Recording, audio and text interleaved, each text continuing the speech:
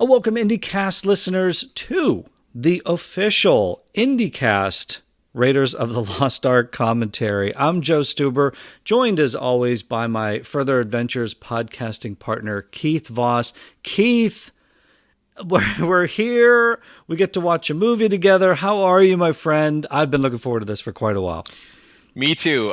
This is probably our second time watching Raiders together, isn't it? This is. We got together. You came over to the States to visit your family. We got a chance to get together and watch Raiders. I think we did a marathon of all of them. Did we do all of them? I think we stayed up all night. That was before we went to go see Mitch for our New Haven tour. Oh, that was so long ago. But that seems like it's been forever. So, but what we wanted to do, just for the IndyCast listeners out there, we realized, look, Spielberg doesn't do commentaries for his films, right? We're not going to get a director's commentary. We're getting old waiting for those things. But you and I and Ed and Mitch and Ron and Larry and everybody, we've been talking about these films on the IndyCast forever now. So I think they're in our DNA now. I think they're in our brain. I think we know a thing or two about them. So we thought, you know what? Why don't we, for the 40th anniversary, we wanted to do something special for the 40th anniversary. This is something that we've been wanting to do for a while. So we're just going to get together. We're going to watch Raiders of the Lost Ark, just share our thoughts, different things we see, that we've come to know over the years watching the film. I think we've seen it in so many different formats. I've picked up on it's almost like every time you watch it, you pick up on something new, right? Absolutely. Yeah. There was a few times where we'll talk about it during the commentary. Probably there's that moment where Salah's walking past the screen and you see Indy in the background. It took me years before I finally noticed that. I had no idea that was even there. So we'll point that out. I mean, I'm sure most of the Indy fans already know what scene I'm talking about. Yeah, it took me forever to realize that scene too, and now I can't unsee it. Right? Like you, like every time your eye goes to that. Now I'm not even paying attention to Belloc and everything. Yeah, so we'll talk about that when it comes up. But there's so much. Fortune and glory lies ahead. So much goodness coming up. We wanted to do this for the 40th anniversary. So here's the deal. I think, Keith, we're watching the Blu-ray, right? The Complete Adventures set, Blu-ray. We've got that. I've got my version. You've got your version too, right? Yeah. I have the Region 2, of course. I have the PAL versions. Okay. So really the way we're setting this up is no matter what versions you're watching of this, it doesn't matter if you're watching the Blu-ray. There's a new 4K that's coming out. We talked about that. So you can watch it. You pop your 4K in and you can watch along with us. DVD, it's been out on DVD a bunch of times. VHS, Keith. Maybe they could watch the VHS. Oh, man. But wish I could watch my VHS. That would be great. I tried firing up my VHS the other day and both of them didn't work. So I think I need to go buy another VHS player. But if you've got those, this is going to work, because what Keith and I are going to do is we're going to pause it right at the first frame of black, right before the Paramount logo comes up. So every Indy fan out there, every Raiders fan knows this. The Raiders of Lost Ark, the Paramount logo comes up. It's going to dissolve into the Paramount. The Paramount Mountain is going to dissolve into the mountain in Peru. We're going to go one frame of black right before that, and we're paused. So Keith, you're paused on that, right? Ready to go. I've got mine there. So no matter what version you're watching, we're going to do that. And the way we'll do this is we'll do a 3, 2, 1, and then play. And the reason this works is because even though Keith and I have the Blu-ray, mine has a PG notification that comes up that Keith's doesn't, because obviously, where he's at, they don't have the same rating system. So it's a little different. So this gives us all a good starting point. So first frame of black before the Paramount logo. We're going to freeze frame it. And then we're going to go 3, 2, and 1. Play. And then whenever I say play, Keith, we're going to hit play, right? We're going to hit play. And then we're going to watch this movie. Now, what we do have to establish is, Keith and I are of the same mind about this. We don't know about you Indy fans out there, but, the Star Wars logo, when it comes up and you hear the John Williams music blast, when the James Bond intro comes out and the gun barrel and the chute and the thing goes down, and then obviously Indiana Jones, the Paramount logo. No talking during that part, right? Are you like me, Keith? You like Mum's the word. Mum's the word. That's it. We keep quiet till we see Indy's butt. do you back the film up? Like if you're sitting there and somebody's with you and they start talking, do you back it up? Because I do. I'm crazy. I usually like kick the people out of the room that are talking. But anyway, that's exactly right. That's a whole other story. But yeah. So look, Keith and I we're pretty much sticklers about this. this when we go. So what we're going to do is you won't hear anything from us while the Paramount reveal goes down. And then, as Keith mentioned, once Indy walks up, we can chit chat. We'll talk about the movie and you can watch along with us. Keith, my brother, are you ready to watch the greatest movie of all time? I am absolutely ready to watch this. We're going to have so much fun. Okay, I'm going to see you on the other side of the mountain, my brother. All right. All right.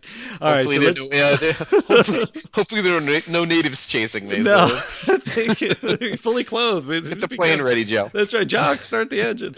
All right. So I'll see you on the other side of the mountain. We'll get everybody going here. All right. So we are ready here to watch Raiders of the Lost Ark in 3, 2, 1, play.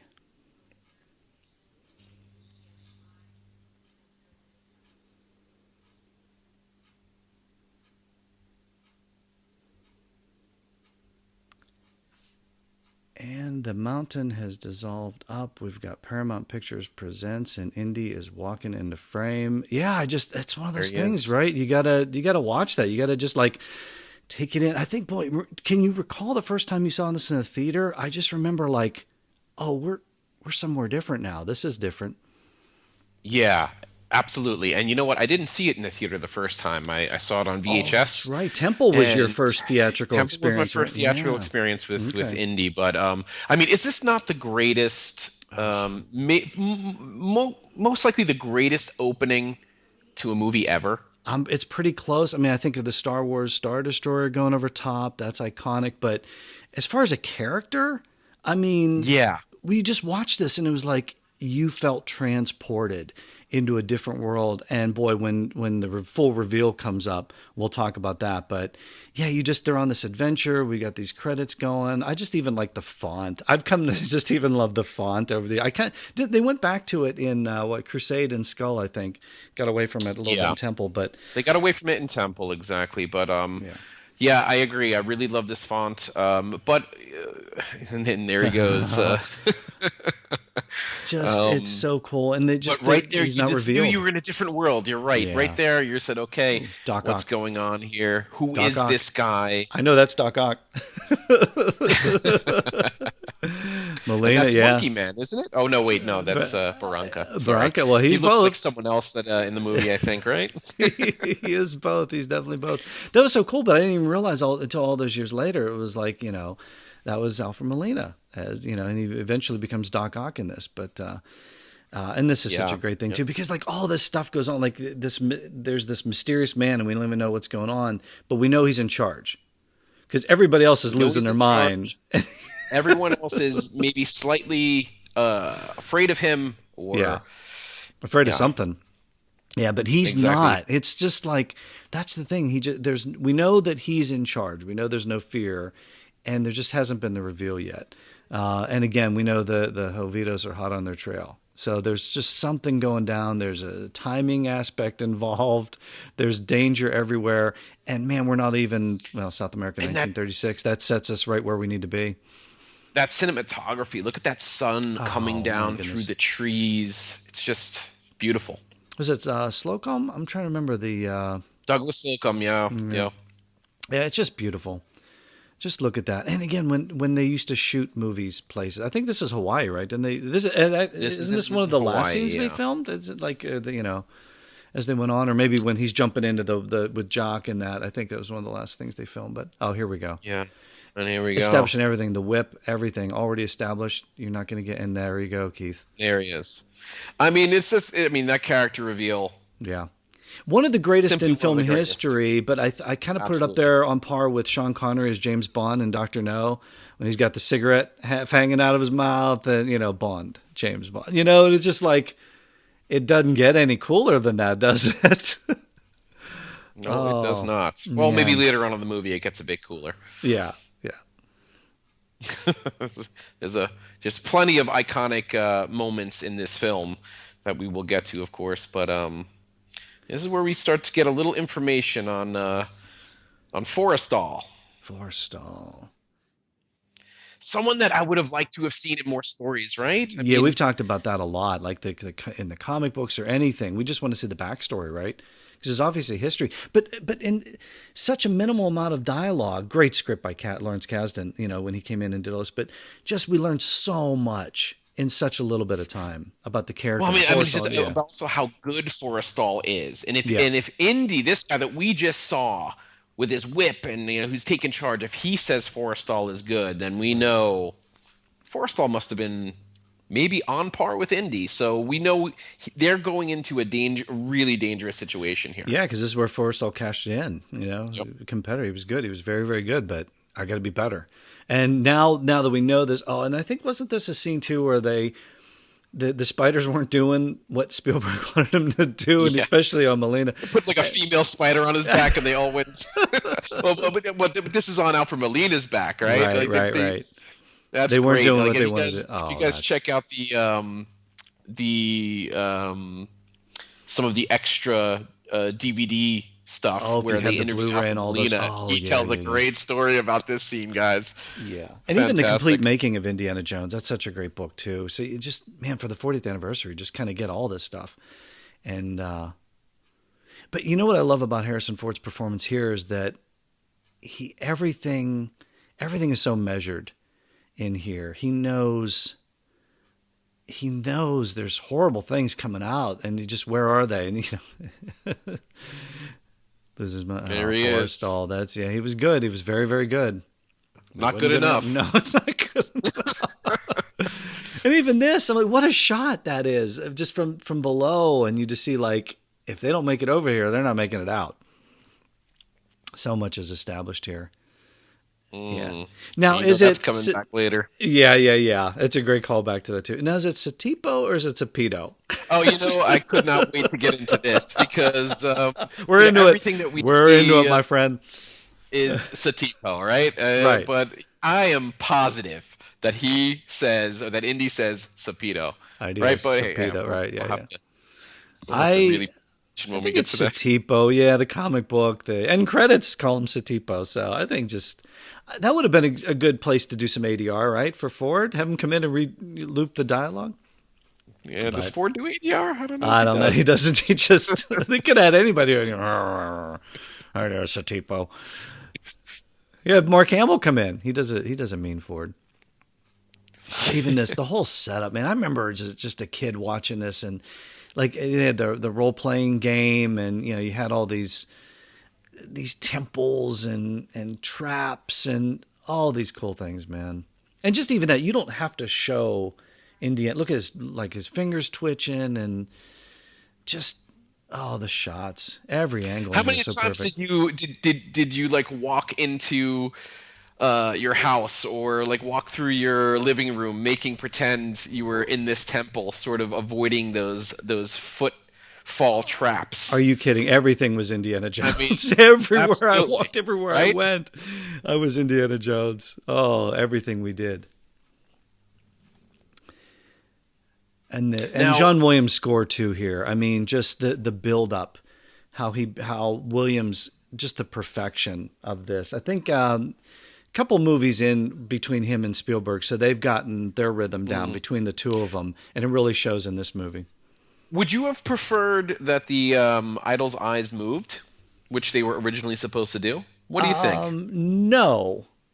No, I would not, because it was a mechanical thing or something, right, or something going on there. Right. What I always notice about this scene now, and even my wife and I talk about this, is the bag too? Did he take too much out? Did he put too much in, or was it never going to work?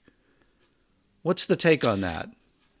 Well, my take is that he just misjudged it. He had it right, and then he took too much out. It's the start of a lot of things going wrong for Indy. He misjudges it. But you're saying he got it right first time because he took some sand out. So you think he had it correct, but then he second guessed himself. What's interesting, though, is that you said before, this is the guy in charge, right? He's leading everybody going in. As soon as he gets the idol, he's not in charge anymore. The whole place is starting to crumble around him. He doesn't quite make the jump. He just loses the idol. We're realizing already that as a character, he's not perfect. No. He's definitely he's got some skills, but So maybe he never had the ride weight. With this guy. Yeah, maybe he never had the weight right in the bag. Maybe he had it wrong to begin with, and he took some out. Perfect scene with the weight. That tells you everything too.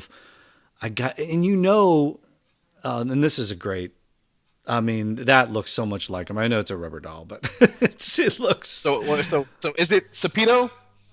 Adios, Sapito. And then right here, I think my life changed right here as a kid. I remember seeing this in the theater. And he falls there, which is unbelievable. I think the boulder, didn't it weigh like 800 pounds still? Like it wasn't as heavy as it should have been. But I mean, still though, if Harrison Ford had gotten run over by it, it would have done some damage. That boulder, it's just iconic. Iconic. No, I remember seeing this as a kid in the theater. We didn't know. We just saw the poster, the stand-up thing outside. It said from the creators of Jaws and Star Wars, and we knew it was Han Solo. And we went in, but we had no idea what we were about to see, my friend and I. And then I remember when that boulder started rolling, everything changed, and we knew we had never seen anything like this before. Because we didn't grow up in the 1930s with the movie serials, of course, and Flash LaRue and all those. But even here, you know who the characters are. This is brilliant character development by Kasdan. Minimal dialogue, and you know who these people are. You know there's a history here. You know Indiana Jones has lost to him before. You know Belloc always swoops in at the last minute. And everything pays off. And look at him looking around. Only Indy knew Jovitos. And isn't that Harrison looks around and he's just waiting for the moment to escape. And that plays through the whole movie too. I know there's an escape. I just have to take advantage of it right when I can. And he does. Yeah. Again, brilliant score by Williams as we go through here. And I think this is Revisiting the first. All these locations again. That's right. All the callbacks here. Forget about those donkeys. and Jock. There he is. OBCPO. Good old Jock. First, for so many Star Wars references throughout that you go in. There's another one later in the Well of the Souls we'll talk about. But I think this is, I believe, the first appearance thematically of the Indiana Jones theme, right? When That's he right. swings over and. Boy, it just we kind of gush about this, but this is why this is our favorite flick, is that what an intro to one of the greatest movie characters of all time. It's just, and nothing's going to stop this guy. Perfect. Even when he's in the water, he looks like, I'm not going to get out of this. These guys are coming up. The Jovitos are coming up pretty close to him, They are. But their aim is like the stormtroopers. So there's another Star Wars reference. The stormtroopers of the Indiana Jones universe, right? To me, that's another Star Wars Easter egg, is that they're the stormtroopers. Such a great shot. Wonderful. Yep. And again, another perfect beat by Kasdan, introducing another flaw in the character. That's right. Because all the things that we just saw him go through that were unstoppable, and he hates snakes, John. He hates them. He's just human. He's just. But doesn't make him relatable? We all have fears, yeah. But of course, that's another one. That's another moment that's going to come back in a big way later on in the movie. Yeah. We loved Han Solo, but he wasn't as relatable, I think, as Indiana Jones, because we see this guy's got a day job. He's got a day job. He's got to go to work. Exactly. He's and not look at that a look space pirate. on Harrison's face there. He's definitely enjoying what he's doing here. Oh my God! Every girl in that classroom is in love with him. Yep. Maybe every guy too, for that matter. Who knows? Okay, now so deleted scene. We always talk about deleted scenes because, and I like the fact that this was taken out of the film, because there is an aspect. I think it plays out in the novel. We've seen it play out too. Was that Indiana Jones did have a relationship with one of his students. And that was sort of that hallway area that we saw, that was all taken out. And even we'll see later in the next scene when Marcus visits him, that she's there, right, at the house. Yeah, she's supposed to be in the house. Right. So I'm glad they took all that out. I'm really glad they took that all out, because I don't think the character needed it. There's another iconic moment there. And they're really establishing that his students are in love with him. We get that. I believe that this is how Mitch also, when he hangs out with Ed, how he tells Ed that the perfume, aside from the perfume letters, right? Mitch writes that on his eyelids. Last time we hung out, I remember Mitch, every time he would blink, Ed was very uncomfortable. Maybe that explains why. We got to hang out with Mitch and write Neolithic on the blackboard during the Crystal Skull tour. The blackboard that they used in New Haven in Crystal Skull. Yeah, that was a. And one thing we didn't comment on when they were going through the temple in Peru, though, we saw Indy. I'm not sure if we know that there's like little knickknacks and things that he pockets while he's there, because that is another little minor beat that establishes that somebody's paying for these trips, these excursions for him to go on, and he did not get the idol. He lost it to Belloc. He obviously loses a lot to Belloc. But he gets these pieces. They're good pieces, Marcus, right here. So that funds his trips. I love that they put that in there because it's like, who's paying for all this? Well, those things are probably worth a fortune right there. Museum will buy them as usual. No questions asked. Yeah. And I mean, you gotta love Marcus here. I mean, he's just in top form. Denholm Elliott, what a fantastic actor. I love that he snatches Indy's apple too. He does. Like a funny little moment that. Now this scene, Major Eaton, right? Right. Another Star Wars reference. Another Star Wars. He was in Star Wars. I think he was poking fun at his weight. Major Eaton. Porkins. I'm not crazy about his character names. No, in the films that he's been in, but he's amazing in them. Fantastic actor. William Hootkins. This whole scene too. Again. Here's all the exposition. So if you've never seen Raiders of the Lost Ark before, if you're of a generation that maybe this is new to you or something, everything is explained in this scene. So you got to pay attention. So of course, talking about Abner, right, big moments, right. Setting up the exposition about Abner, about the Ark. Yeah. So many adventures that we'd want to see, right? Like they're always referencing these other adventures and these other characters that we'd love to have seen more of, that we didn't. But yeah, It's brilliant. I'm kind of glad that we didn't. It's almost in a way in A New Hope when they mention the Clone Wars, right? I mean, you get that line and your imagination runs wild. It's the same thing here. And then you watch the prequels and your imagination is crushed. Exactly. But I mean, I don't think I ever really needed to see that relationship with Indy and Abner. I never needed to see. Everything is set up. The backstory. Yeah, I agree. But I think in Crystal Skull, I was kind of hoping that Hurt would have been Abner. I think I kind of wanted that follow up, but I don't know. Well, we talk about in the comic books. He's very present in the comic books, at least in a couple of them. Yeah, I mean, I love the chemistry between Harrison and Denholm Elliott here.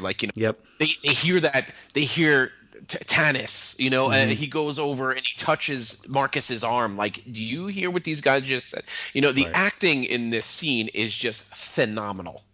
Watch Denholm Elliott's reaction to Harrison Ford, how excited he gets when he's talking about it, because you can kind of tell he's like, yeah, this is right in his wheelhouse. In a way, we know what this is. We know what this is. You guys came to the right place.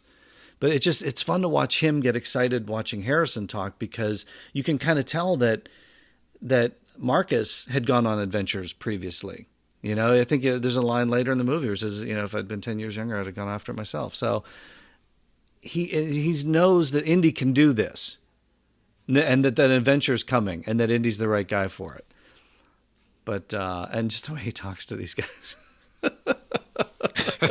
No reaction there. Is he, does he think they're weirdos, or does he go, okay, we're in the right place? That was such a weird reaction there. I never got how he felt about him. Well, I don't think really that Eaton believes it himself. He's just he's a military man. He's like, okay, let's get down to what's going on with the Nazis, kind of thing. He wants to get to the bottom of this. Maybe he's not really a believer, but the other guy seems to be a bit more curious and a bit more. Well, he knows he's got to. He's doing the sell. He's doing the pitch. He's got to pitch to these guys and bring them in. Right? Yeah. And yeah, so it's just these reaction shots. Yeah, I think this is the moment you're talking about when Indy starts to draw the Staff of Ra. Yeah, it's almost like he's teaching a class, right? Right. That look right there. There he is. Yeah. That look. Because he knows, almost like he's proud of him too. Like a father figure, maybe. No, I mean, I know they're peers. I know he's a little bit older, but yeah, he's very proud of Indy, and I think it's because he knows Indy's all in. Indy's all in at this point, and there's an adventure coming, and Indy can do it. Ralph McQuarrie artwork coming up here, right? That's right. I believe. That's right. Opened right up to it. Of course he did. Of course he did. I mean, Indy, man, that's pretty good for even for Indiana Jones. He opened right up to it. Of course he did. Yeah, I remember seeing that artwork.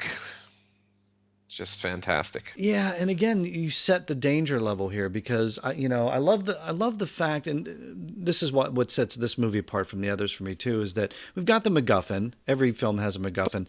Right there. Sorry, I just have to interrupt you quickly. Like, Indy even stands there. Even Indy shakes his head. Even Indy goes, nah, can't be real, right? Well, yeah. I mean, again, this is shot before Temple of Doom. They establish, in this scene coming up, that Indy's not buying into a lot of this superstitious mumbo jumbo, but we know from Temple of Doom he has seen some stuff. So, little rewriting on there, what he saw in Temple of Doom should have informed him a little bit. Again, the deleted scene, the student's not there. She's hiding in the closet, right? If I'm not mistaken. Yeah, or she's in the bathroom or something. Or she's in the bathroom or something. Yeah, he didn't. I mean, look at what's on his table. He's just drinking some champagne on his own. Mm-hmm. Bottle's already open. Mm-hmm. Yeah, it's clear that he's in his robe. Yeah. Again, glad they took it out. Glad they didn't do that. Yeah. I mean, it's clear that we get that women love him, right? And we get even more information and exposition when he's talking to Marion, which is coming up very, very soon. That maybe he does have a bit of a soft spot for the younger ones. Yeah, and that definitely plays out in the book much more than in the movie. I think it's kind of there's a quick line that Karen Allen has. Now here we see Marcus Marcus senses the danger of all this, and Indy. No, I'm gonna go get this thing for the museum, right? It's all for the museum. Fortune, he's kind of in that. That's the weird thing. It's kind of in that like fortune and glory mode. But we know from Temple of Doom what he saw, and then when he goes back to the the village at the end. Yeah, I'm not magic, a lot of superstitious hocus pocus. Yeah, but this is something different. Yeah, this is something different. He. Okay, he knows what he's going to look for is pretty. This is pretty big. Yeah. Okay, so we know the actor is Dennis Muren, but playing the Nazi spy in the back. But when you first saw this, did you assume it was Toht? Yeah, I did. Okay. I did assume it was Toht. Actually, still, I mean, we know more or less. It's just another. I'm very curious. That Life magazine, by the way. There was some indie trivia about that. You have to go back into the archives to. There's a lot of indie trivia from this scene. Champagne too. Exactly. Yeah, turning away the champagne. Yeah. Right. But I always kind of think that was Toht. We didn't see his full face. I kind of assumed he would, but regardless, we just know that ne'er-do-wells are following him on this adventure. And my goodness, Keith, how iconic is the Indy red line, the Raiders red line? Yeah. It's just no. We know that's a throwback to the old serials and the old adventures from back in the day. Matte painting right here, but a beautiful matte painting. And again, what deleted, not a deleted scene, but it was never shot, was that was supposed to be the Temple of Doom, where he goes out with no parachute on the raft, and he goes down the mountain of Nepal and ends up right at Marion's bar. Right. But, I'm also glad that was cut.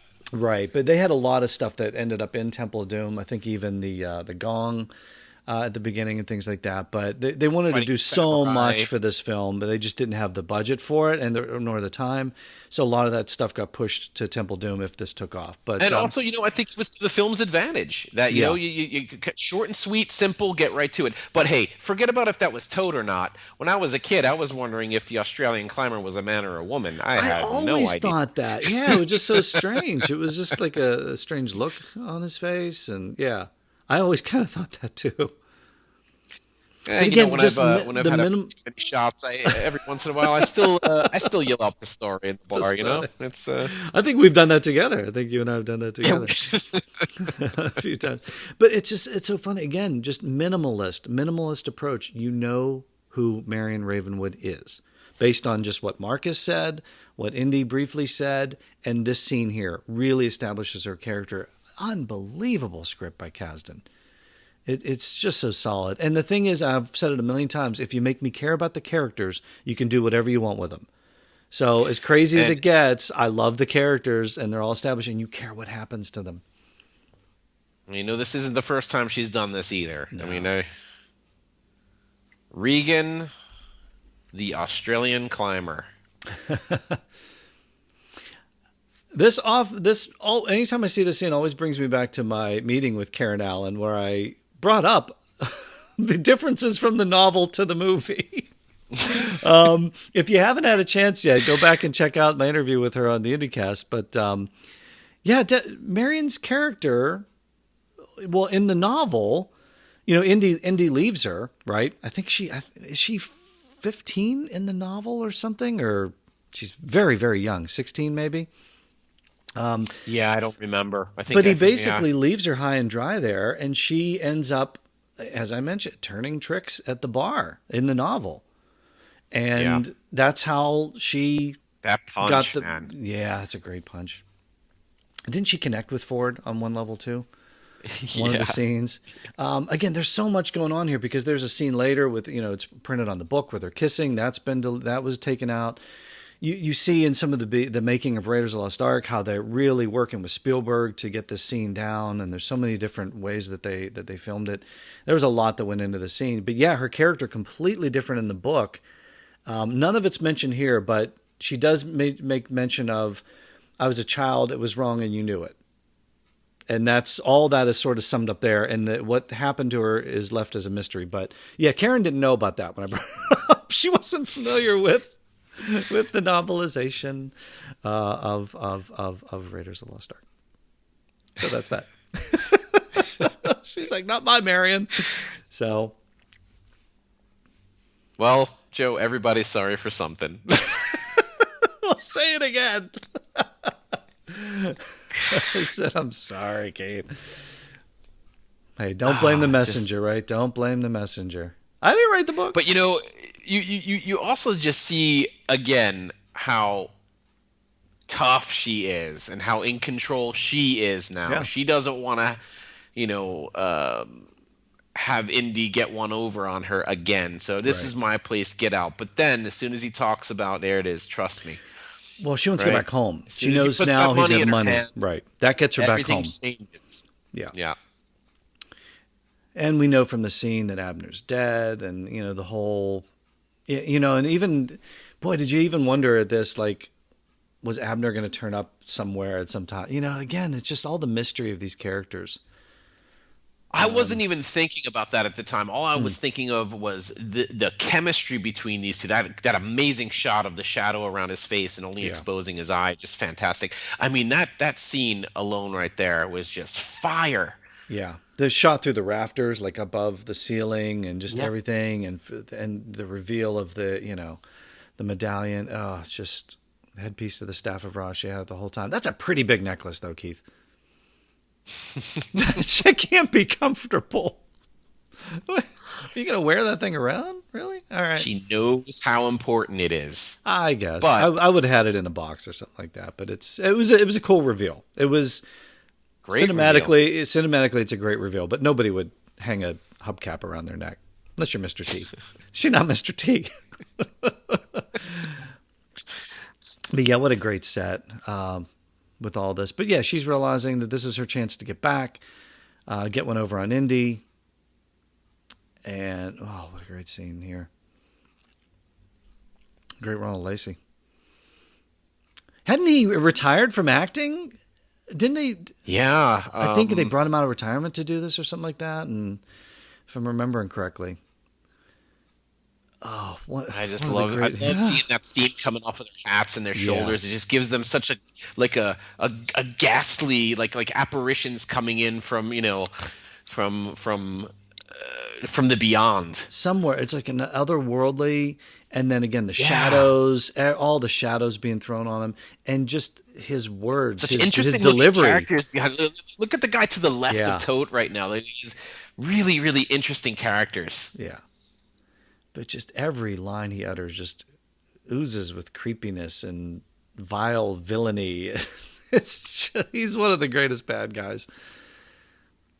And I think at this moment she realizes she might be in over her head. So she's got to be bold, but I think she gets a sense, no, this is not good.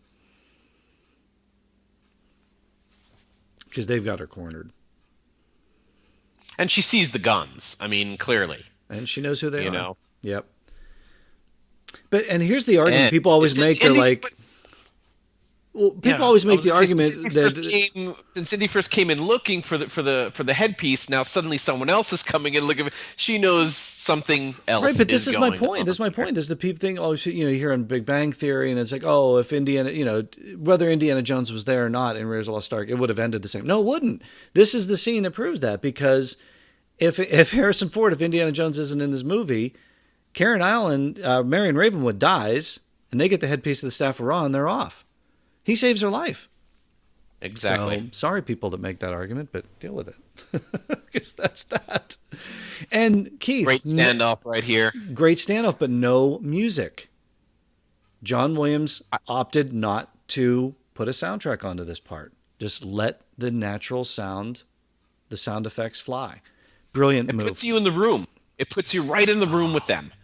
Music would have taken me out of it. Yeah, I agree. Music would have taken me out of it. Just a brilliant choice. He could have had music all through this, and he didn't.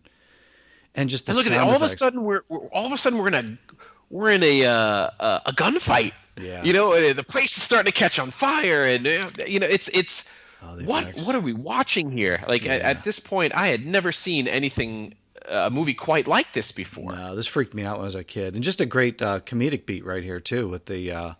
Where she's got to get a little whiskey going. I guess she hasn't had enough yet. No, a little courage. Courage. Pat Roach. Yeah. His first appearance. First of two, yep. Well, he was enjoying it. Now, not so much. Oh, just everything taking place as the set burns down around them, man. And here we go. Whiskey, right? Whiskey. Made for drinking. It's for smashing. But I loved every aspect of this, like the shadows on the wall, even a comedic beat here with Ford's look. Now we're working together. Now I can go back to fighting you. It's classic. It's so many comedic beats within the horror of everything. It's just brilliantly shot, brilliantly paced, brilliantly acted. Oh, man. The fire behind him, you just like, that's exactly how he's feeling, Yeah. It's like, but then you don't even think about that until later. Yeah. Oh, great angles on the stunts, too. Perfectly choreographed for maximum punching effect. Yeah, this scene like really freaked me out as a kid, too. I just remember just seeing that kind of violence in it mixed with the comedic takes, and like right there is just, you're like, she wow, still what got did his I just see? No matter what, she still got his back. Yeah. And what always got me, she picks up that boiling hot medallion with that tiny little thin. Didn't your dad always have a problem with that or something? Wasn't your She didn't have any oven mitts lying around, That's right. That's right. Such a tough character. So perfect for this film. she is the only woman for Indy, right? I mean, like, Yeah. it's got to Yeah, be we that know tough. that. We know that. And what's great about all these different set pieces too is that we talk about how it harkens back to the serials of the 30s and 40s. But every week the hero would get into danger, and how are they going to get out? It's Spielberg and Kasdan and Lucas and company. They shot it like that to where you'd get those moments of how is it? You could see the poker, the hot poker coming up to Marion's face, right? How is she going to get out of this one? And you could almost see like that week they would end. The serial would end that week, and you'd have to come back to see Indiana Jones take care of it, right? Exactly. It's just perfect. And the great John Rhys Davies as Sala. Yep.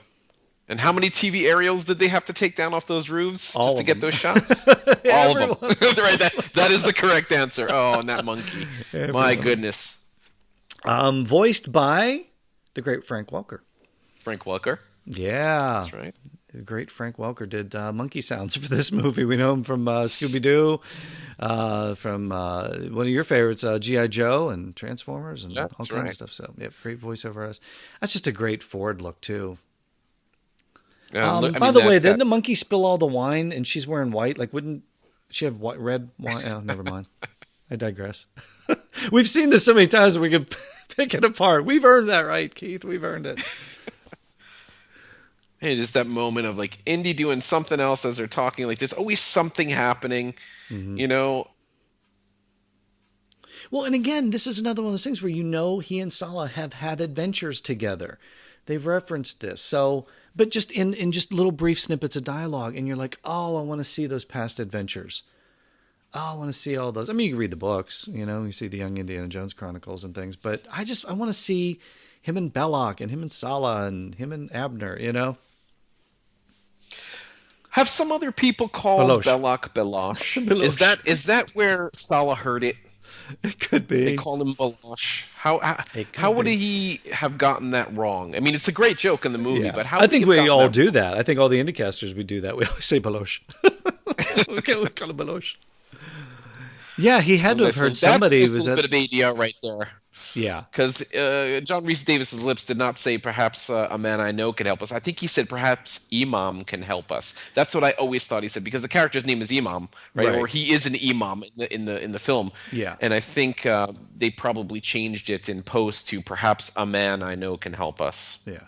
And that's in that scene too, the bad date scene. It's like I always miss like the stuff in the background, like out the window and in the sky, and like I'm always like focused on. So every time I watch it, I always try to watch more of the background. Like, can we see the aerials that you were talking about taken down? Did they miss any? When they were going through and filming. We'll talk about it when it's coming up. We'll see some of the crew who didn't realize Spielberg was filming, bebopping in and out of the shots. I think what lends itself to the realism of this film was that Spielberg, after going wildly over budget, with Jaws and Close Encounter and all these different things, he wanted to bring in a film, and 1941, of course, he wanted to prove that he could bring in a film under budget and under time, So, and he did that, but it's like it was down and dirty. Sometimes they just didn't even film scenes.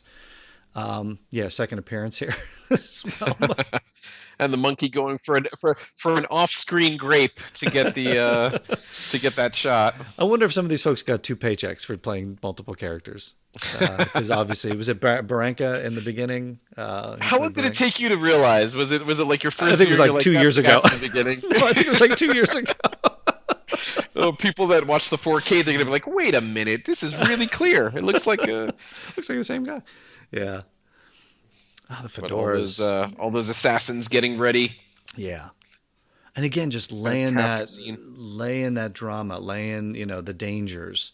We know it's coming. It's building up. Because now what that does is that puts you on edge. If they just jumped out at him, we'd be like, But I think it's that sense of like Hitchcock did this a lot of times. He'd have a bomb, like show the bomb under the desk, right? Or the gun was shown, you ratchet up that tension and the audience is already like, I can't take it anymore. Also think about this too. Just only a few minutes ago, we just saw Indy in a gunfight. Now he's being attacked in the streets of Cairo by sword and knife wielding assassins. Yeah. You gotta love Karen Allen just doing what she can in the background with the little box over the head. But she talked about that too, because she would always say like, I can't just do nothing. Like, as an actor, if you're not Indiana Jones, what do you do? her character would try to help out in a fight. She'd grab something, so she was always looking for something to grab and hit people with. Yeah. Oh, this shot always freaked me out too when the sword comes. Great stuff. Yeah. And here's the Lash LaRue, man, the tribute to Lash LaRue. It's like, Keith, we never saw a guy with a whip, right? Not in our generation. Like, the dude's cracking a whip. I found every little piece of rope I found became a whip. Everything. Every cable, anything that had a cable, the old phone lines, anything. I would take those. That was my whip. Oh, I think I went to a theme park one time, one of these local Pennsylvania theme parks or whatever, and they sold like a little toy whip or something. I thought, man, Keith, I was Indiana Jones with that thing. That lasted me years. A great moment here. Comedic moment again, but it's the comedy. And, it works. Yeah. You know, the sound effect, right? The sound effect makes it, right? Yeah, they get split up, and just danger lurking around every corner. The evil monkey. It's why I don't mind what happens to the evil monkey. Oh, right? don't even. Don't even say that about the monkey. Hey, he gave her up right here. He gave her up to the Nazis right here, Keith. Sorry. He's evil monkey. Look, she's desperately, don't tell the Nazis. I mean, well, of course they could see her by then. I think once the lid comes off. And again, if you're new to Raiders, this scene, Keith, full on battle between these two, rehearsed, and we get probably the most iconic, one of the most iconic moments in movie history, right here. Right here.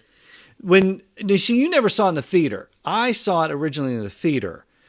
That place erupted. You couldn't hear the next 5 minutes of this film. You could not hear the next 5 minutes of the film all summer long. People erupted when they saw that scene. And that's just an ad lib. Well, depending on who tells the story, right? Spielberg or Spielberg wanted to get out of Dodge. Harrison Ford had dysentery. He was sick. He didn't want to do the whole battle scene. Whoever you believe. It's like, why don't we just shoot him? Yep. Which makes sense because he's got a gun, and a great callback in Temple of Doom too. He does that with the swordsman.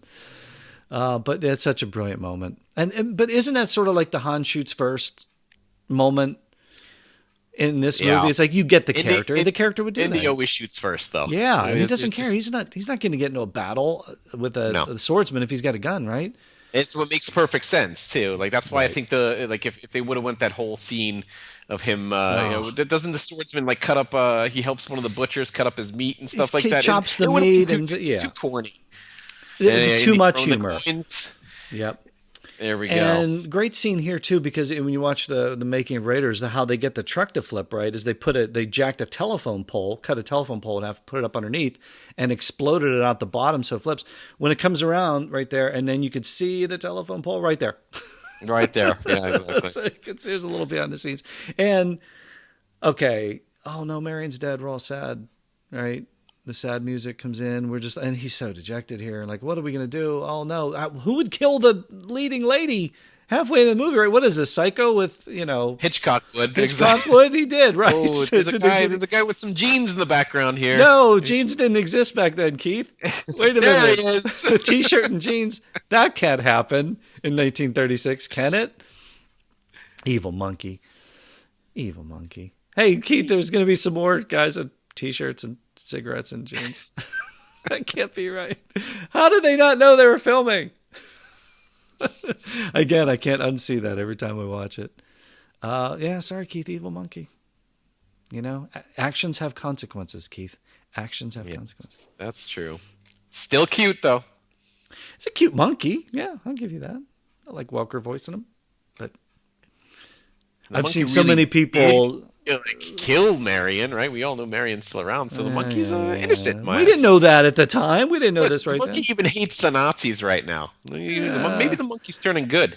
I think the monkey's on whichever side the wind's blowing, whichever direction the wind's blowing. Maybe the monkey's drunk. Maybe Indy gave the monkey some of that. The whiskey. He knocked back a lot of it.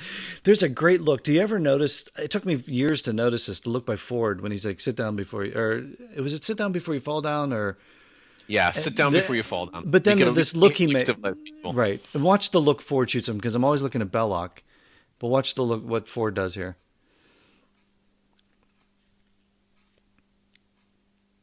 He just gives him like this snarky.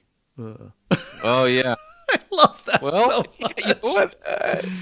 I love it so much because it's something what Indy would do. Indy's saying like, "Yep, why not? Whatever. Why not?" Yeah. And just the weird hookah pipe thing there, and it's just like there's some, and they're all sitting around. There's so much background detail in this, and Ford's Indy's not even looking at him. Won't even look at him. He's seething, and he also knows, I think, that he stepped into a bit of a dangerous situation here. He knows there are people watching him. Okay, and something I've never noticed before too. He talks about it only take a nudge to push you out of the light into the darkness, or whatever the line is too. But shadowy reflection. But Ford's in shadow here, and Belloc is all like white hat. The good guys always wear the white. It's just an interesting dichotomy there too. Yeah, I don't know if that was intentional or not, but it just seems like, is Indy just entering a dark place right now with the death of Marion? Oh, absolutely. He thinks Marion's dead.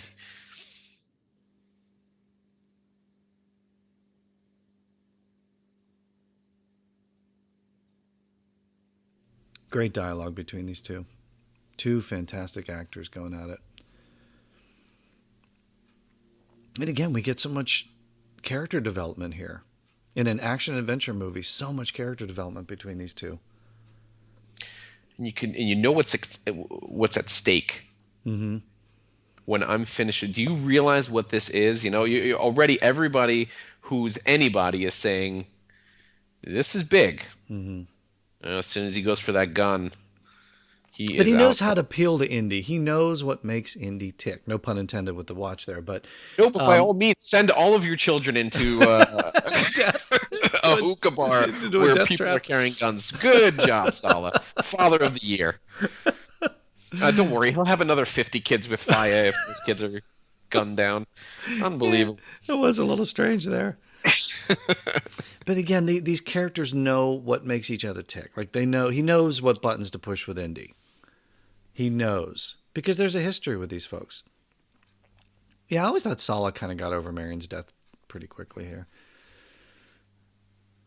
Yes, I'm sorry about that. Yeah. All right, let's go. Work to do. Throw the kids in the truck. Life goes on. Life, yeah, it does. Evil monkey. You'll get yours. It's the Marhala bar, right? Yes, it is. I wonder if that was a real bar. Did we ever find that out? Or did they just kind of make that up for the movie? We'll have to go to Little Cairo to find out one day. We'll have to take a trip. A little adventure. I love this kid's reaction when he looks out after the dates are poisoned. He's like, he just gives this look out the door. Again, he's just, it's just sneaky little. It's always the drama. How's Indy going to get out of this one? It's again it's that Hitchcock rule of just showing the danger, right? Show that, and then it just builds up, and then that tension just ratchets up with each date he pulls. Every time and he also, goes. The last we see of the Monkey Man too, which is like you know, just sort of gone after this. Yeah. Didn't need him for the plot. I always miss the background stuff there. I'm always I'm always focused on Indy and Saleh and talking, and these sets are just amazing, and the paintings behind, and it's beautiful. This is a beautiful film. The light above the fan, even just. But wasn't that the noir movies of the 40s too? Absolutely. Throwing the shadows everywhere, and they're just and we see that in Temple of Doom too, big time in Temple of Doom. In the background, you see the city in the background, telescope. Just. I always missed that early. Oh, you evil monkey! Get it? Don't eat it, monkey. Eat it, monkey. Save Indy. Yeah, just that looks so great in the back. No, it's look at that. Look at all that stuff. Yeah, I know. I always miss that because you're focused on them, and then you realize there's all this stuff in the back that that got going on. Does it ever bother you that the measurements of the the post the staff just aren't right. It would only be like 5.5 feet tall. It doesn't bother feet. me. I think it's actually kind of cool that they did that. It's just so the Nazis think that they, of course, since they got the Toad had it imprinted on his hand, the Nazis are like, hey, we got it. We don't even need the headpiece. And there was just that one little thing. By the way, well, it's like around 6 kadam high, 72 inches. But then you got to take off 1 kadam. But then we see it in the next scene, and it's like towers above Indy's head. It's like still too big. It never bothered me. Right. Well, it didn't bother me as a kid, but there you go. That's just a great shot right there. Keith, actions have consequences, even for monkeys. They do. Do you think we don't see Monkey Man anymore because he's too sad? Distraught. He's waiting somewhere for the monkey the entire movie. And that monkey never comes back. Because they had to do something with the monkey. They probably just took him out and chucked him out the back. Somebody's like, oh, monkey. There's probably a whole like fan fiction of Monkey Man.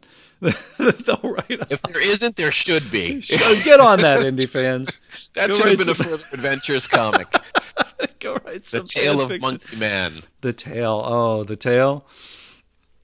Oh, monkey's tail. Right. Monkey's tail. Bad dates. Bad jokes. Bad jokes.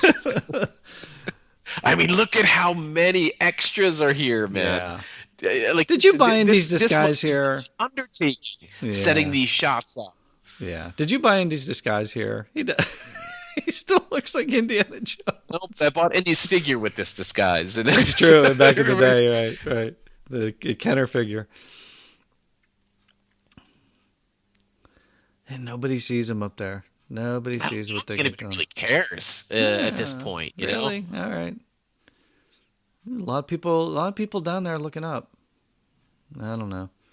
See that's not 72. What is it? 72 minus 12, so 60. That's not 60-inch staff. That's too big. All right. They're digging in the right place, though, Joe. They are. Hey, it all works out. Must have been right. All works out. You know, for years also too, I was wondering what was written on the top of where the Nazis thought. Well, you know German. You can read German. Yeah, it says "nicht stören," which means do not disturb, essentially. They wrote. So, okay. They wrote "nicht stören" on top. You'll see it. I mean, we're watching the Blu-ray. It took until the Blu-ray for me to actually see what was on there. I was just never able to sort of read, and of course, till I learned German, which and of course, then you see I mean, look at that beautiful artwork on the hieroglyphics on the wall. You see the ark on the back wall. The sets are fantastic. They're beautiful. Yeah. No, I always knew there was some kind of German writing on that. They did something because it's they spray painted and everything. But yeah, I have no idea what it was. So some comedy with Sala, a little comic relief. Yeah. Much more in Crusade. Much more in Crusade. Maybe too much. Yep. Maybe we'll have to do a Crusade commentary. We can talk all about it. This is cool here too. Yeah, everything. Here's the professor. Okay, here's Professor Jones coming out. It's not, he knows what all this stuff is. He's got all this stuff figured out. He's just been waiting for this moment. It's all starting to become very real, more and more. There's the wrong space and there's the right space. Right. It's just a little bit all, yeah. And that's a great look. The sun's coming through. Yeah, that's a great look. It's almost like the look when he finds the Shankara stones in the temple, isn't it? Like kind of that look like I did it.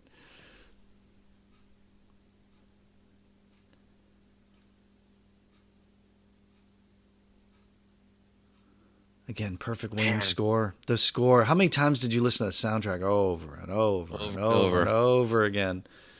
Well, there it is. You see that little roped-off area that the Nazis have. There it says "nicht stören" right there. That little those red strings roped off. That's where the Nazis initially think that the Well of the Souls is at, but they are wrong, of course. Isn't there a swastika on there too somewhere? Or am I just remembering incorrectly? I don't think so. No. There's a swastika on the crate when they actually box up the Ark. But as far as I mean, I mean, is this not also an iconic moment when everything lines up? Yeah. Okay, yeah, let's see it there. And then one of the few times that like special effects are used. I mean, we've seen some matte paintings up till now, but really, I think that was such a difference. We were so used to Star Wars and Empire Strikes Back by then that we didn't.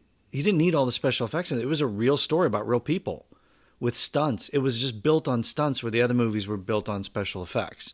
That's Right. I think one of the very few special effects shots used in this here, and then maybe right at the end with the when the Ark is open. But that's about it. Yeah, and it was hot there. Like they were all sick. They were it was like 120 degrees. They were miserable filming this. Spielberg eating his canned food. Yeah. He always thinks Sala is going to turn on him. Like he never fully trusts anybody. There's always the potential that somebody's going to turn on him.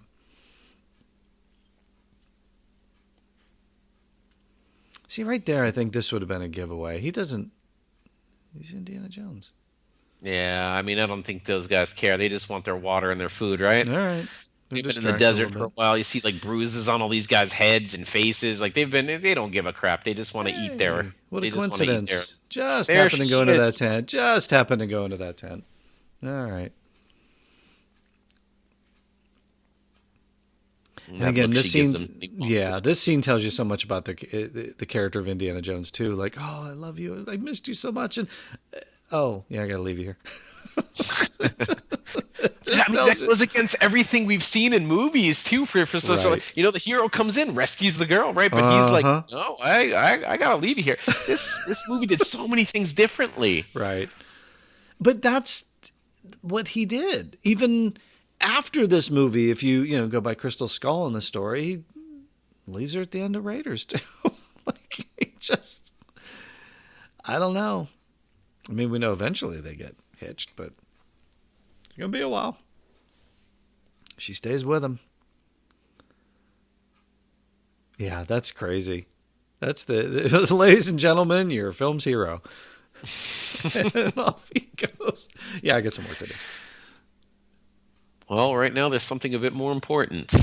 But the thing is, she gets it. She goes along with it. I mean, she plays the part because I think she gets a read on Belloc later, and I think she realizes because she knows Jones. Abner, he and Abner have been on adventures together.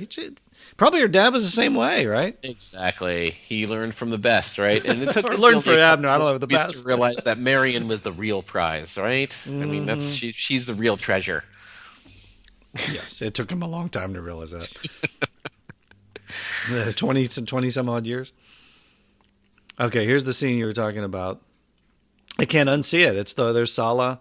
There's Sala, right? There's an Indy right behind. Yeah, it's just you can't unsee it now. There he is. Yep. And that's where I'm looking every single time I watch the movie now. Every time. Yeah, I can't even follow what they're saying. I always have to back up. Like, oh, I forgot what he said there.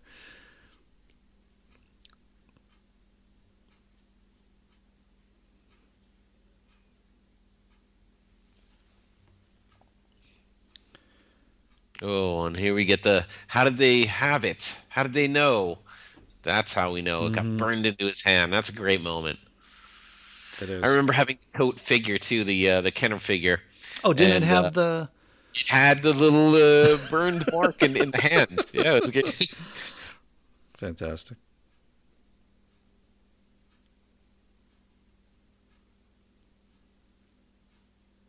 They dug up everything else except for that one spot, except for the spot where the Will of the Souls actually is. So close. Amazing. So close. We haven't really talked about. I mean, we've referenced it a little bit, but how great Paul Freeman is in this. Oh yeah. I mean, is one of the. I mean, is he a villain? Do we say he's a villain? I wouldn't say he's necessarily a villain. I think he's just, again, he's like Forrestal. He's a competitor. Is Indy a villain? It's what these guys do.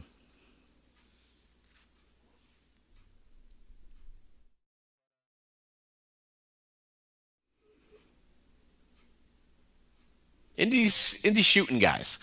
Belloc, maybe he just has more people at his beck and call to do the dirty work for him, and he just sweeps. He slips in at the last moment to take the prize away. Yeah, I mean, I guess what, two sides of the same coin. I think I think there's an old Starlog article too where he talked about, I forget, was it maybe an interview with Freeman or somebody, I forget, but it was like, Indy's the beer drinking guy and Belloc is the champagne drinking guy. That they're basically the same. I mean, he grew up with it. It's his family label. Don't forget. So doesn't put it back like Marion can though. Again, a few special effects shots. Callback. Yeah, I mean, it's another great callback too. We know she could put those drinks away. Yeah, it's great. Good special effects here. Again, another special effects shot. I forgot about this, but it looks great. I think because everything's so dark, and you got those flashes going off of the blue and the lightning and everything, and it just look at his face, man. And the storm that's building up because things are being disturbed. They're getting dangerously close. They were warned. Sala warned him early, right? He says it's a warning not to disturb the Ark of the Covenant. Well, a couple times now. Marcus, Sala, Amam. I mean, they've all been warned not to touch these things. And probably the best callback in the movie. They were setting that up in Jock's plane for a reason. They were. Most of those snakes real, most of them rubber, right? I mean, well, and it's like when Spielberg was shooting too, it was like he didn't have enough. What was didn't they? Snakes. Yeah, didn't they? They just had that when you put them on the floor like that, it just wasn't enough. They had to just keep bringing more and more snakes in. Well, they just keep moving around. So, how do you keep... And it was so funny because it was kind of like the spiders deal was that with the fire, they were supposed to go away from the fire and they kept wanting to come toward the fire. I think there's a scene in the making of, isn't he yelling at one of the snakes and he's like, "You're supposed to hate fire. Why don't you hate fire?" You don't like fire. Go away. Exactly. And that look that Indy gives Sala, "You go first." That's just a classic comedic moment. Again, it's the perfect comedy beats in it. It doesn't hit you over the head with it. They're just perfect lines that obviously Kasdan threw in, but it's just great character beats in it. But it's just not. I think that's what takes me out of Crusade just a little bit is the overt comedy. Whereas in this one, it's just much more subtle.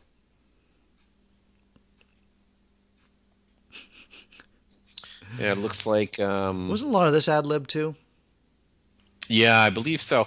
I mean, it also just appears that there we go. She picks up the knife, and I mean, she's just constantly plotting too. She's trying to she's trying to figure out how do I get out of this situation. She's very much like Indy that way. How do I get out of this? Right, exactly. That's why I'm not so hard on the fact that he left her there and abandoned her because I think they kind of knew each other. I got to go do this. Right. You play your role over here. I know you're going to be okay. The dress seems to attract the same kind of man, Yeah, Belloc the dress is already weird. Starting to. The dress was always weird to me. Very, very interesting. It was almost like a wedding dress too, wasn't it? Like, why would he? I don't know. It's such like a wedding dress. It's just odd for her to be in this the whole time. I think they had to get to a point where she has a dress and doesn't have shoes on because she's commented about that in interviews where Harrison had the leather and the boots and the pants and the snakes and she's walking around barefoot in a dress. Wasn't Marion, that the Kenner figure too? Wasn't it the Kenner action figure? That was also a Kenner figure. That's right. That's right. Not the Star Wars line of Han Solo in Hoth outfit or Luke in Dagobah fatigues. It's Marion in dress. Marion in Belloc's creepy dress. Yeah. No wonder that toy line didn't sell. Oh. Great set again. Great set. And right here Indy going down into the well of souls, used for many comic book covers. Yep. And I think this was fixed post movie. I mean, I know they didn't do a lot of tweaking with it, but do you recall back in the day when you first saw this right there, you could always see the reflection. You could see the reflection. Yep, exactly. Because there's plexiglass No, they definitely there. tweaked that for the. I think it was even for the DVD release. DVD, I think. Yeah, I think it was when the DVD hit because people could really see it then. Like VHS, you could kind of get away with some things, but there you could always see the reflection of the Cobra in the glass. So still, and great. I think that's a good fix. Oh yeah. Yeah, Han shooting second, not a good fix. Indy not seeing the Cobra in the reflection, yeah, that's a good fix. But he is terrified in this moment, and that's what makes him so relatable. Exactly. Sala, get down here. Just the way he says it, it's just he doesn't care. Somebody's got to get down there with him. And JRD sells it with that look because there was no way he was going down. How?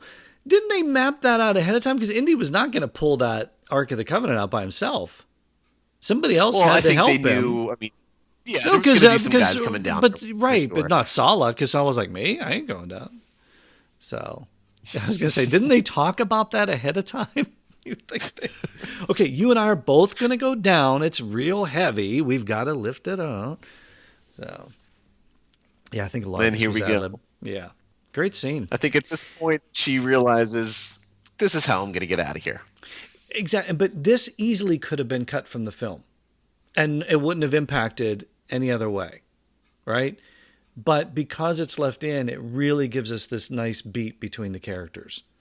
Yeah, you could have just picked it up after the whole drinking game, but you've established that she can put guys away under the table with her drinking. And it's just a nice moment. I'm glad they left it in because that easily could have been cut out. And I really do think she actually does start to sort of like him a bit. Mm-hmm. She doesn't think he's such a bad guy. Yeah, I don't disagree with that. I think there's an element of she gets that world that the Indy and Belloc are living in. She gets that world. She knows that her dad. That was her dad. That's her world too. I mean, look, Indy knows. Look at this. Look at the way he's touching this. Yeah. I mean, look at the way he's touching. Look at Sala. Look at Sala. Sala doesn't want any part of this. Sala's afraid. He's. Yeah. And there's R2 and 3PO. R2D2 and C3PO on the background. Always sneaking in a little Star Wars reference.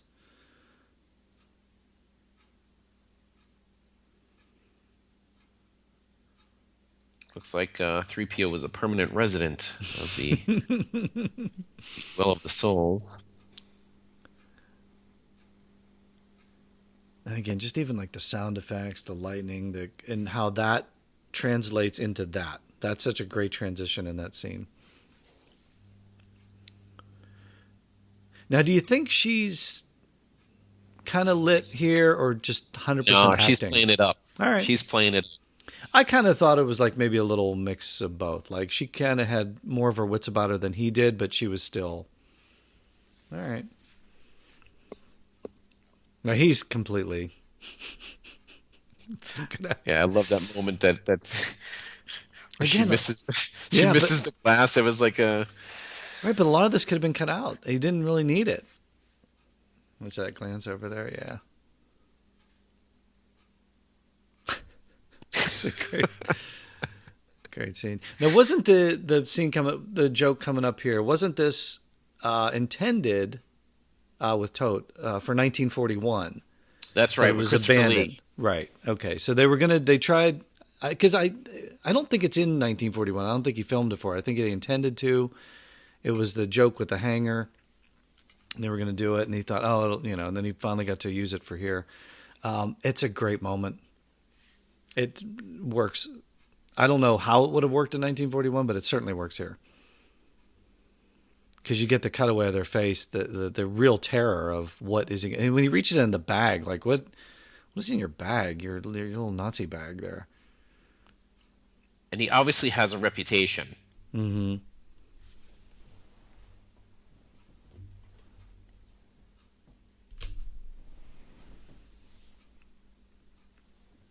Just a great joke. A line that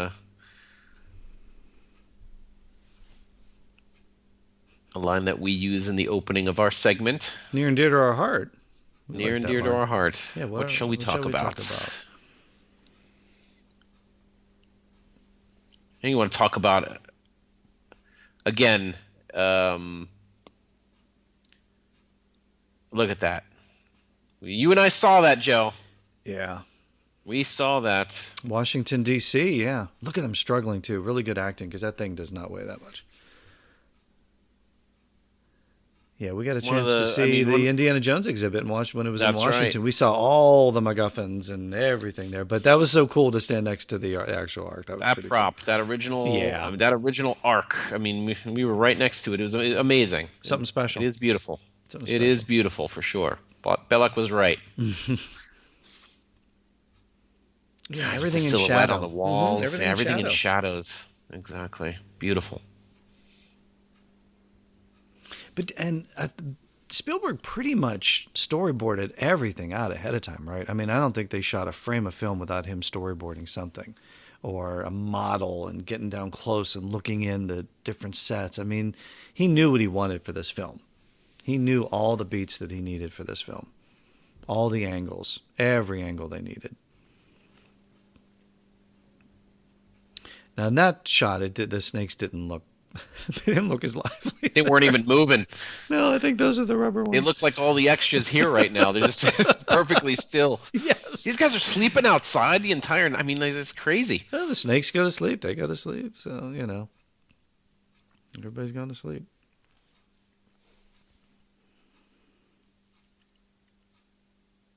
It's just a cool angle of the snake moving forward.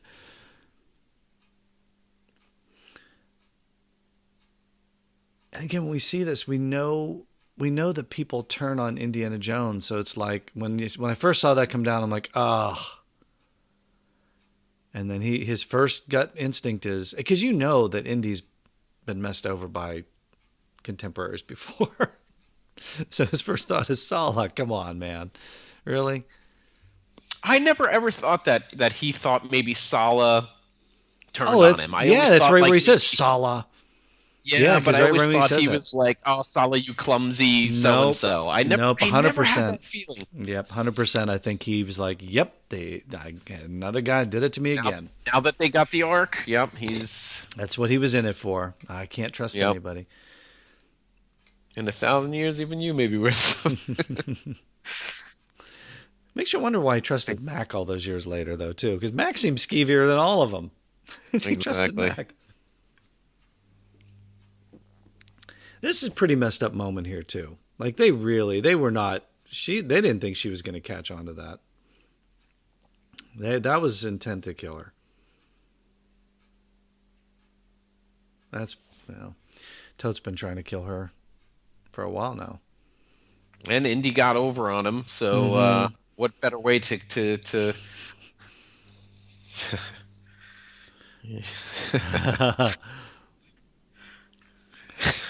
Again, the comedy.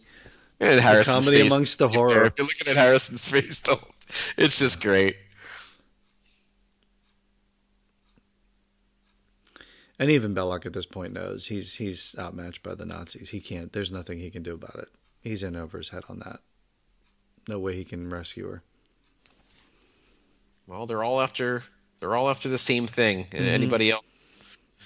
But I think as much as you said she liked him, I think he liked her. I think he had feelings for her. Like right there, you can kind of tell. He's like, what did I get in? He even went to go try to grab her as she was falling. Yeah. So it's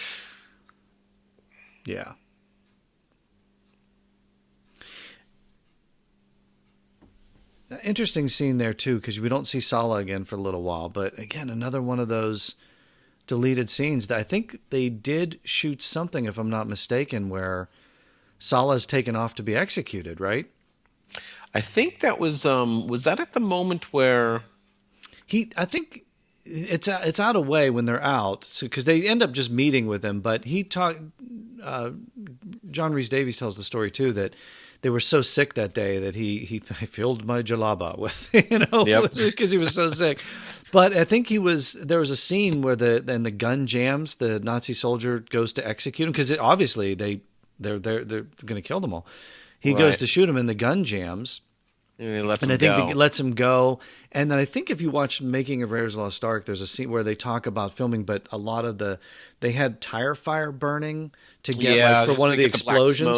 I think one of the later explosions, they were trying to get some smoke in, and it drifted into the scene. I could be wrong on this, but I mean, somebody out there correct me. But and it was too dark for what they filmed, and they were like, "Hey, we need to film the scene," and Spielberg goes, "Nope, moving on. Just forget it. I'm cutting it from the film." And they just left. I think it was for the best too. He wanted to get out of there fast. Yeah. So was Marion's dress really on fire, you think, or did Indy just after he found out that she got it from Belloc, he just wanted to ruin it? Probably a little both. Because he even says, "Did you get it from him?" Exactly. And then he goes, and then once he rips it off of her, she's like, "What are you doing?" He said, "It's on fire." But I've never seen seen it. One take on this stunt. Yeah, it's going to be too long to reset it because he slips off right there. There we go. Is that Vic Armstrong? Is that Vic Armstrong? I think on that one. Could be wrong on that one, but he definitely slips and just hangs on. I don't think that was Vic Armstrong because he was supposed to. Yeah, I could be wrong on that one, but he definitely did. He definitely almost fell off the thing. They almost had to do it again. I was like, you know what? Close enough. Close enough. So this was the scene as a kid I just could not watch. Oh, this is freaky. Not. This freaked me out. Yeah.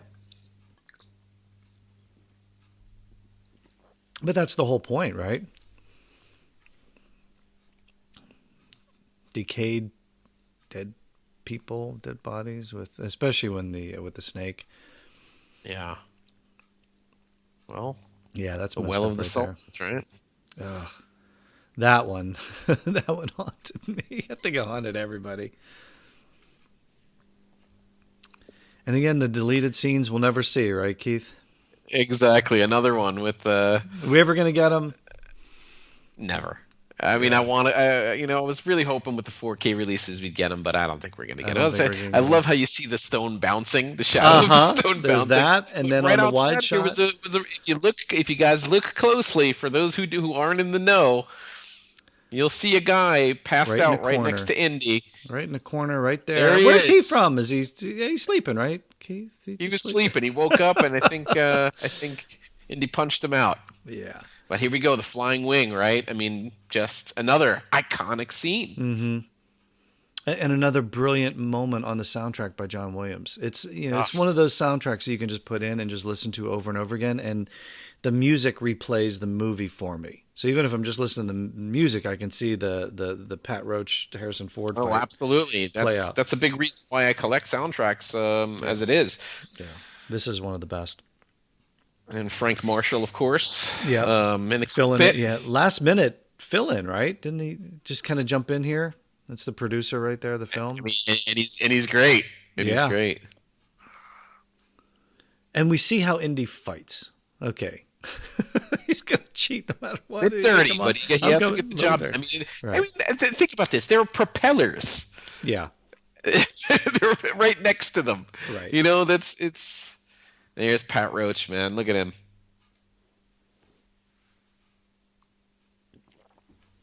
So we already get one fight scene here. Even that, always, what? How did they? Propeller cutting the wrench. But was it a real propeller? Because that's Harrison Ford there. That's pretty close to a propeller for Ford, right? Yeah. Okay.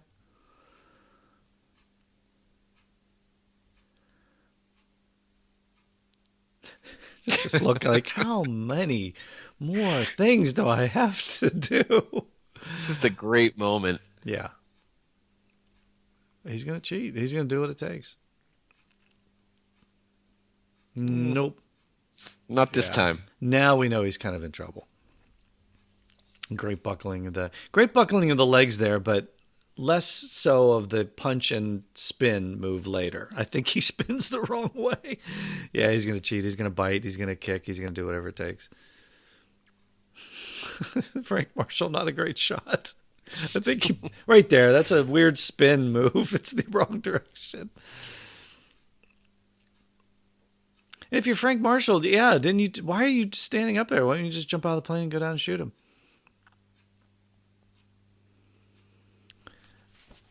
Just a perfectly executed fight scene here too. Just so many moving parts, everything going on. The gas leak, the fuel tanks, the flames.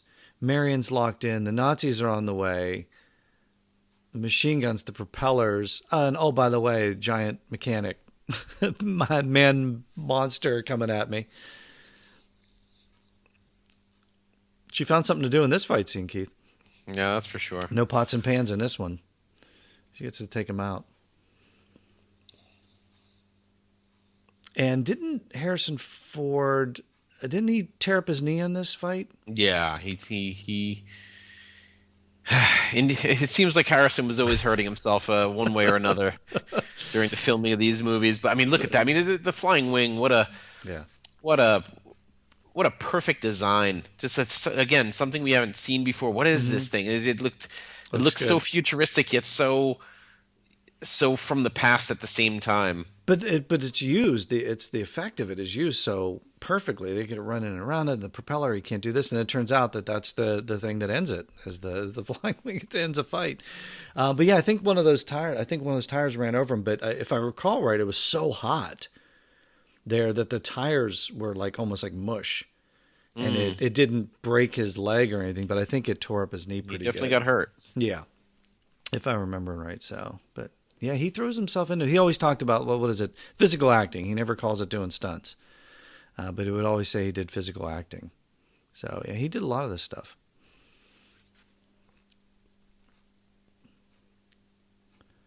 It was so great when I was a kid, and hearing all the German and seeing all the German signs. And years later, after learning the language, to go back and kind of know what they were saying and what everything said on there was kind of like being able to watch the movie. Oh, later, Pat Roach. Yeah, later. But that's the thing. The flying wing ends the fight. It's because Indy was not going to win that fight. Indy was not going to win that fight with Pat Roach. He needed some help from the plane. Oh man, and I love this right Look here. At this shot right across there. All the timing of everything, man. It's brilliant. Everything's shaking. Yep. Yeah, you're only getting one take on that. That's it. No CGI. You got one shot and done. Fantastic. Brilliant film. I was always looking for the body of the German mechanic. Right there too, as they're walking past the wing. I never thought to do that. Yeah, never found him. And you could tell that explosion. Itty bitty pieces, right? I mean, he must have been completely chopped up. They knew that explosion was coming, and they still freaked out when it went off. That's how loud that thing was, because you could tell you can't fake that kind of jolt. But yeah, this is after Sala escapes. He's like, I'm so glad you're not dead. Yeah, we're glad you're not dead either, Sala. How'd you get out of it? What? Truck. Just from one scene to the next, it's just unbelievable. It doesn't stop. And I think that was what I remember they would. Yeah, I remember reviews at the time would call it like breathless, escapist filmmaking. It was just they're always talking about the breathtaking moments. Like you really couldn't catch your breath during this film. You definitely couldn't go get popcorn.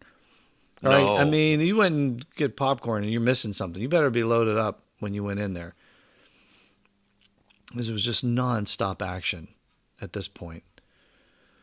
Just another brilliant truck scene, but even leading up to it, and again, another one of the iconic lines of the movie, he's making it up as he goes along. He did that for 4 straight films. And he did it well. Yeah. Indy on horseback, though, it's just, there's so many. And one of the extras here gets trampled on. Right as they're coming across, right there. Right there. Yep. Yeah, that poor guy, man. And you saw the other guy run to him real quick. Yeah, there was. Again, you get that making of book, and it's just like they had to document every mishap on set. They had to do all that. He was all right, but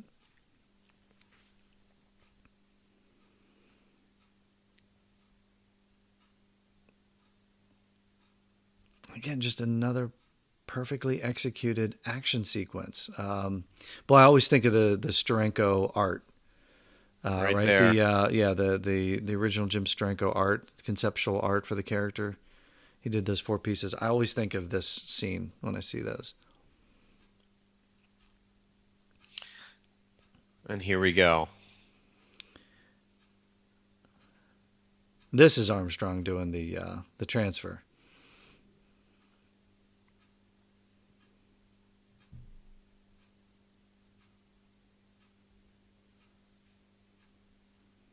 Look at this.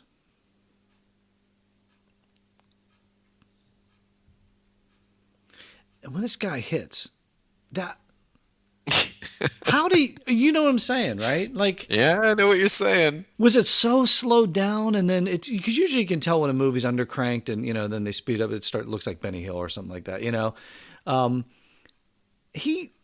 There's a stuntman that took a header out of a truck and hit, right? Like, I don't know. This guy's head goes through. Get the Wilhelm scream and.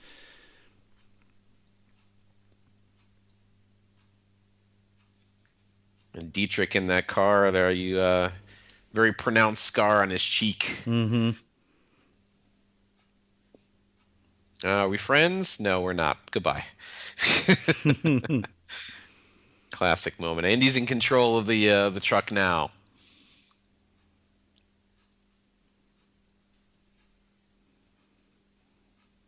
I always feel for these extras because, like, I don't know how close they got on some of these, but like the guys on the ladders and the guys with the fruit stands, and they come really close to these folks. Oh yes, I just wonder how close, man.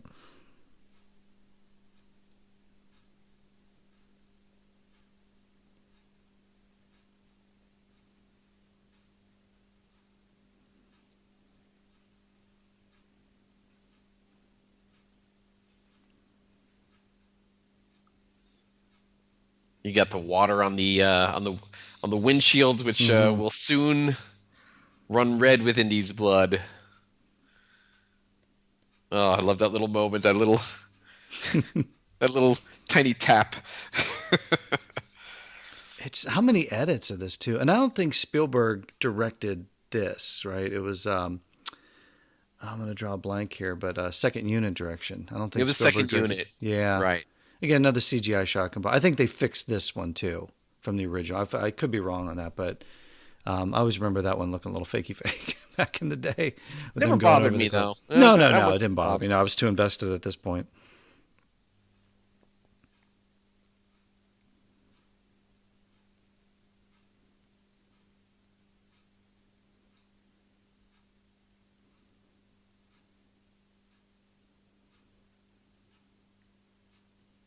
But yeah, the stunt work is just.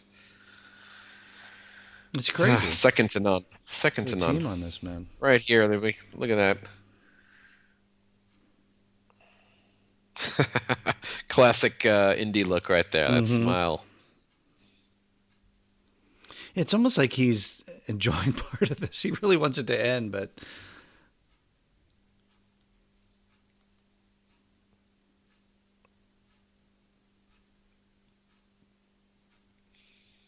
I mean, also, as a kid, when you're watching this, the hero just got shot. Mm-hmm. Like, he's in trouble. Like, very, very rarely do you see really the hero get in some trouble here. He's really getting in some trouble, which also, again, like we said before, makes him very relatable. And this is such a great moment here, too. This is probably the best part of it. And just the soundtrack amping up. And they immediately notices the wound. Yeah, that's... I mean, look at his bloody fist. That's insane, man. The sound effect of the thing coming off. And I think if... obviously they did some amazing stunt work on this, too. But I think you'll see a shot from Bella, like there, and then like maybe another shot later. You can see...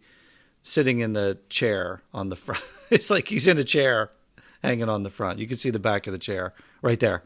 Yeah, right there. Yeah. Yeah. But I mean, is this also not one of the greatest stunts ever? Yeah. Right here.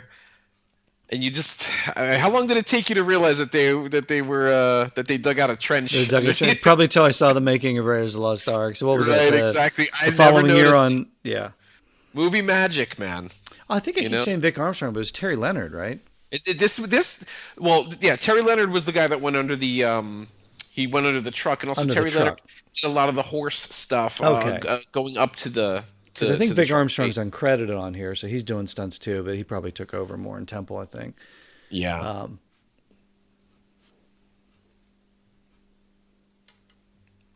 Yeah, because now I'm thinking of great movie stunts and the making of LOST ARK. I'm going back in my mind of all that. I don't think he can last as long as Indy can. Nope, he does not. Wasn't that, and Terry, wasn't that stunt a throwback to like Yakima Canutt on, was it Stagecoach? Stagecoach, that's right. Goes under the, yeah, and I think even that one, Yakima got seriously injured on that one too, but yeah, so they dug that trench out. But the driver still had to keep the truck straight through that whole thing, right? You could veer from side to side because that trench isn't that wide that he was. No. Could still have been kind of deadly. Did it ever bother you though that the whip, like how he caught himself with the whip? It's just like that never bothered me. That stuff. I was my eyes were too opened up wide for what I was just. Yeah, you're just blown away by it. Like this is. Okay, now this bothers me. Okay, we're going to talk about what everybody always talks about during the scene. Okay. You couldn't get that's a dummy right there. Tote. They couldn't get Lacey, so that's not him. That's a coat hanger. Everybody, it's not Tote. It is. No, that is. But as Mitch Halleck likes to put it, they put his hat on a stick. Yes, there wasn't one person. You couldn't grab Frank Marshall for that one too. Put the hat on him, and just. That bothers me so much. That tells you Spielberg wanted to get out of there. He didn't even care to put anybody in there. Hey, one of your favorite characters of all time. Mr. Katanga. Glad we got to see him in the comics, too. I mean, we got another Katanga story. Yeah, another adventure.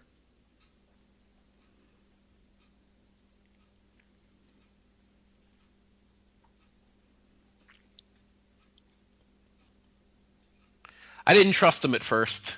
Wasn't quite sure what to think about him. Well, but isn't that part of the whole movie? Is like, who do you trust? You never, even Solo was like, at some point he's going to probably turn on him.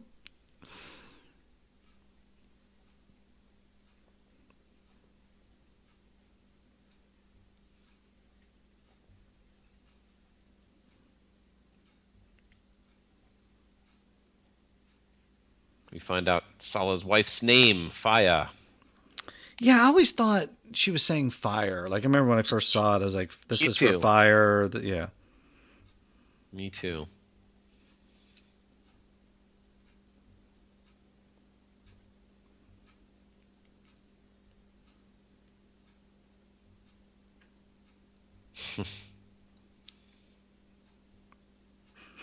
Always breaking out in the song.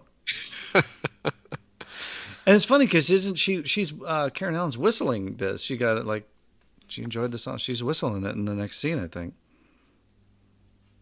Yep. And she comes out of the bathroom. Mm-hmm. Yep. It is. And Indy's just done. Mm-hmm. I mean, he's starting to get a bit.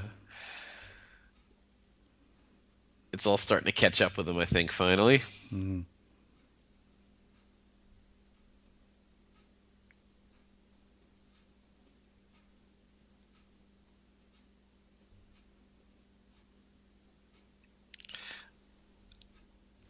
Man, it just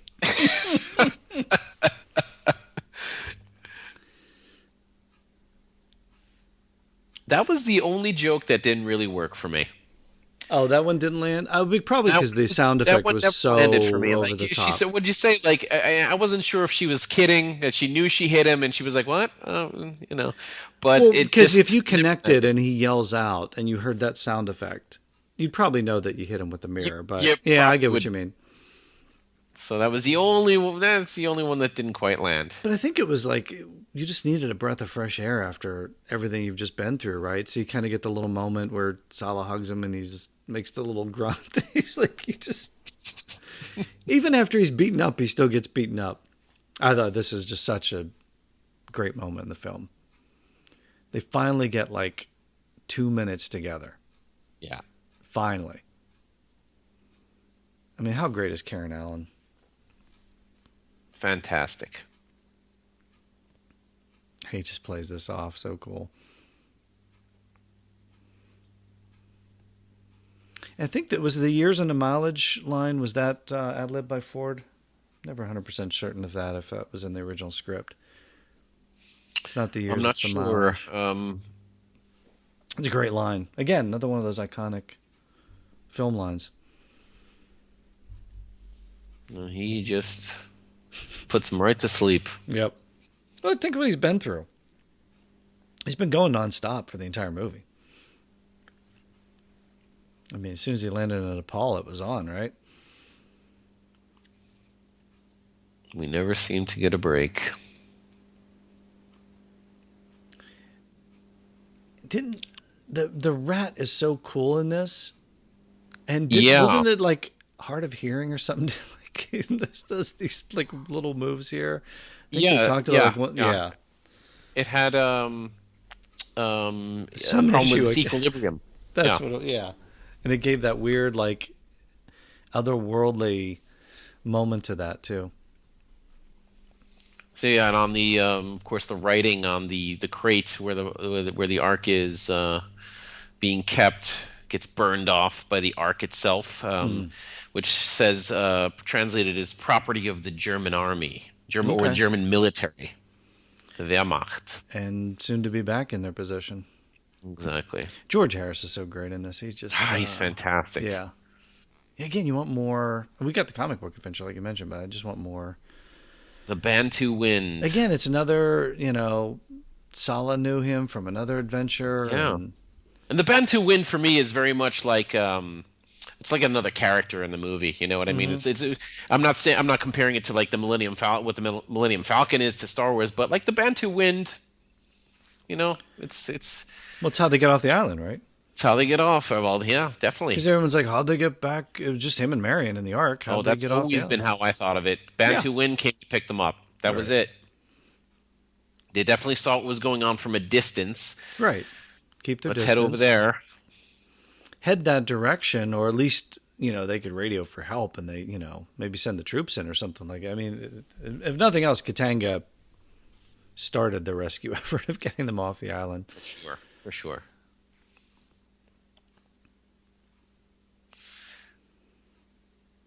I love that you see a couple of the Nazi soldiers with like bandages on their heads and like casts and stuff like that. Wasn't there one in the sub? Like when they get into the sub, when they pull the sub in, isn't the one that has like a full head bandage on? I think Marion had done something. It's great. It's great. And something happened on that sub that she wasn't too happy about, and she made it known.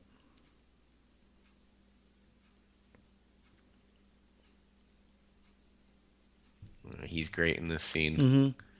Well, he knows he's outmatched. There's all take the Ark. I don't care, but I got to save Indy and Marion. I got to figure out a way to do this. So yeah, kill Jones. We can get the Ark back, but yeah, it's not that big a deal. These are I'm here to protect them.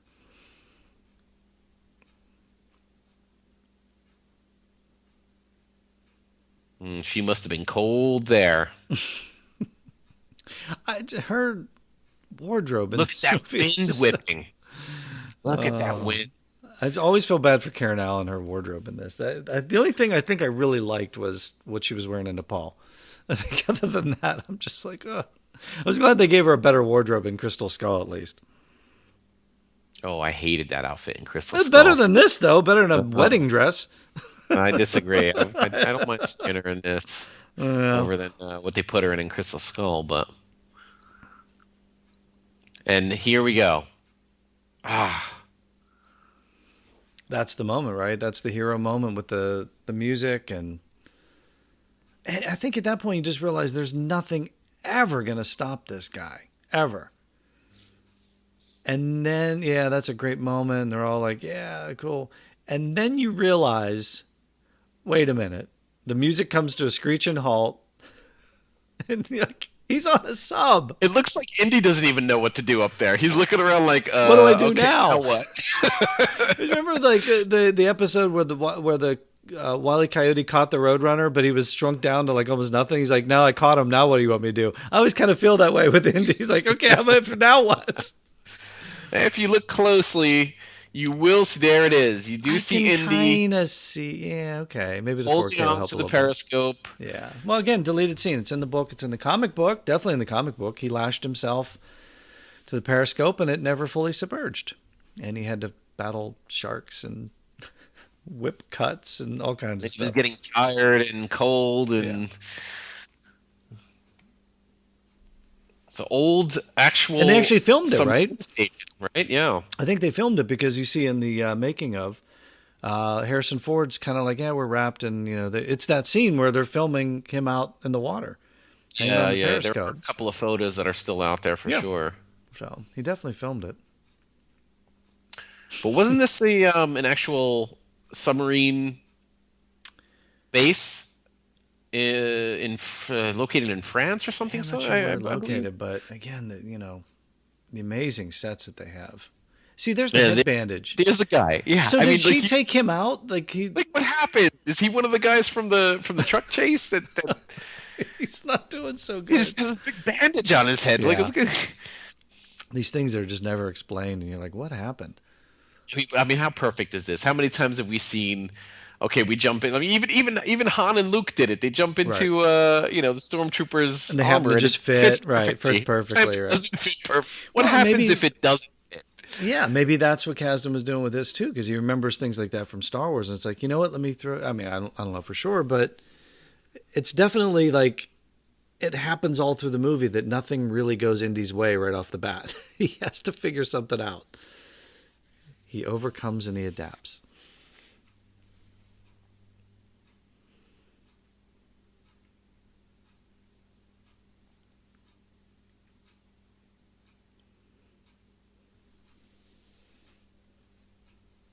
Interesting moment too here, because it's like, going back, it's like he's going to perform a Jewish ritual.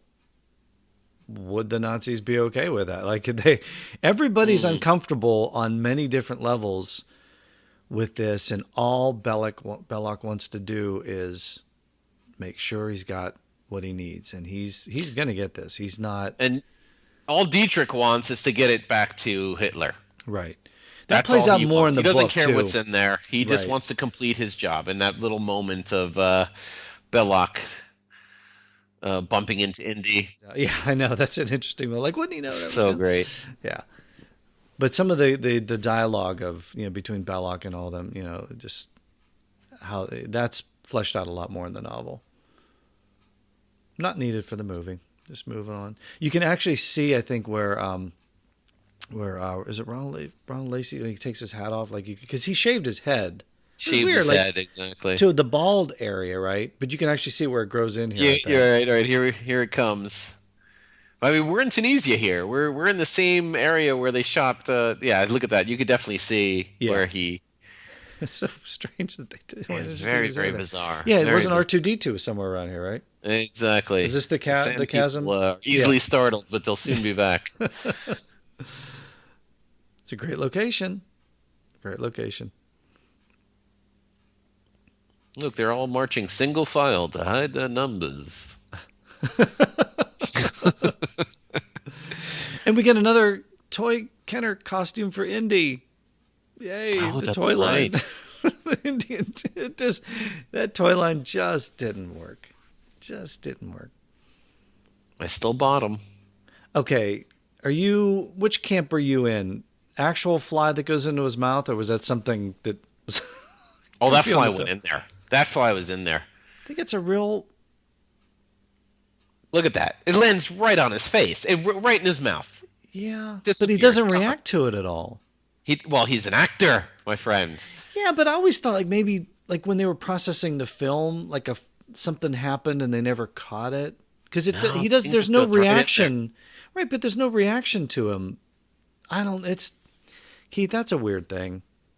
That's always been a weird thing for me. Another iconic moment in this movie. Did he, the fly in Belloc's mouth? Did he swallow a fly? For Maybe real? That's why his head blew up. Maybe the fly... Jeff Goldblum? Was that Jeff Goldblum or Vincent Price? Wanted out. That thing just... It was Vincent No, but Price. this is a great moment here, right? We go back to the Marhala bar, what they talked about, and here we are again. Yep. All your life has been spent looking for this thing, and you just want to blow it up. You know you want to see it open. Well, and that goes back to the tent with Marion too, when he leaves her behind. It's like, I can rescue her, but it's, and no, I got to see the Ark opened. He's not going to blow it up. Belloq knows he got him right where he wants him. Mm-hmm. He's holding. But that goes back to these characters all knowing each other. He's got it all. Yeah, the characters all know each other. They all know their motivations. No bluffing. You can't bluff them because they are each other. Like we said, the two sides of the same coin. I love how you see, as he puts the bazooka down, the soldiers come up behind him. Mm-hmm. It's just great. So after trying to kill him the whole movie, why didn't they just kill him there? Why did they? No. I think Belloq didn't want to deny him the. Okay. I think Belloq wanted to say, "I got you again. I got you again. I'm gonna open it and I'm gonna make you watch." All right. Fair enough.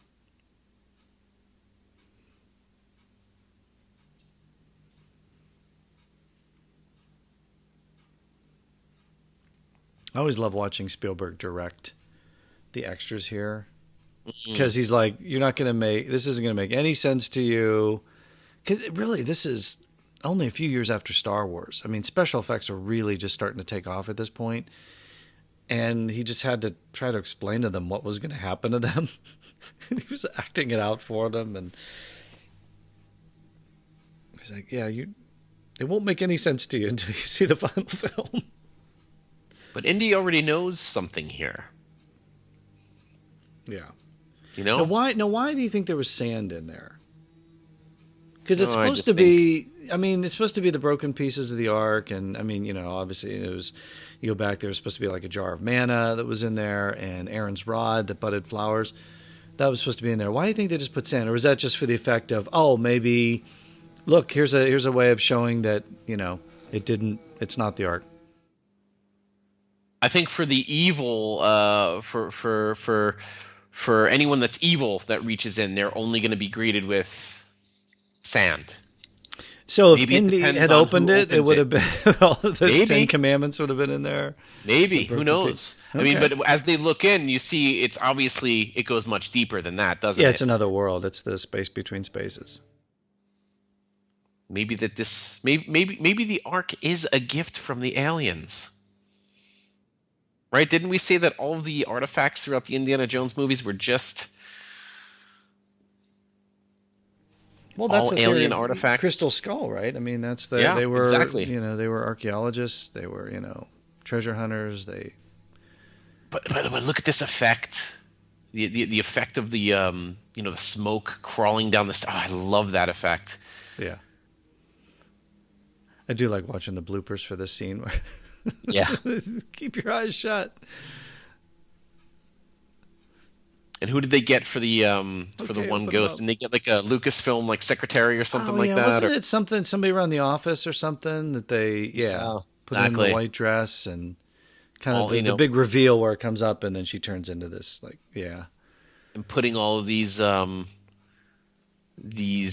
models inside like pools of water right there. Yeah.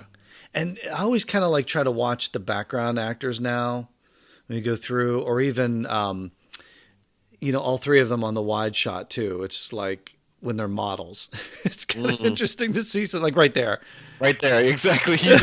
They're just like frozen in place. And I guess when you see it so many times, you kind of watch these things, but those things were creepy. That's some pretty good stuff there where their eyes are getting blown out. And, yeah, it's funny, you hear people now. I still love that effect. Was it the Jello? Fantastic. The Jello head and the heaters melting it.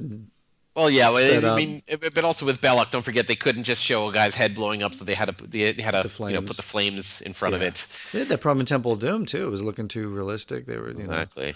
So right now here we are witnessing the wrath of God. Yeah, and again, it's special effects, big time special effects at the time, 1981. Some of it looks a little cheesy. I get like maybe a modern now right audience. here, you see the flames sort of arcing. Are they being rejected from heaven? They're all being rejected, right? And then they're going. I thought that was just like all their the souls are being manifest. kept inside the ark.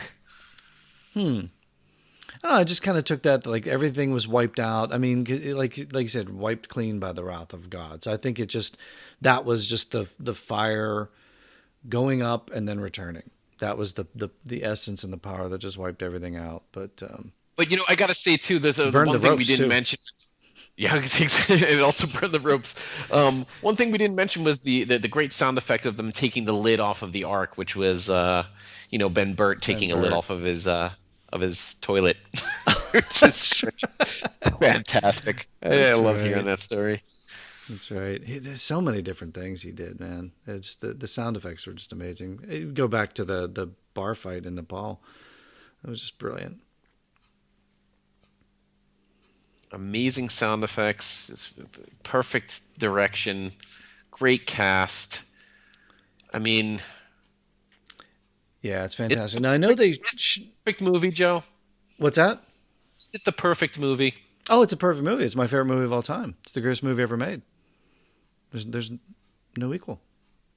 Yeah, it's a perfect movie. Top Men worked on this movie.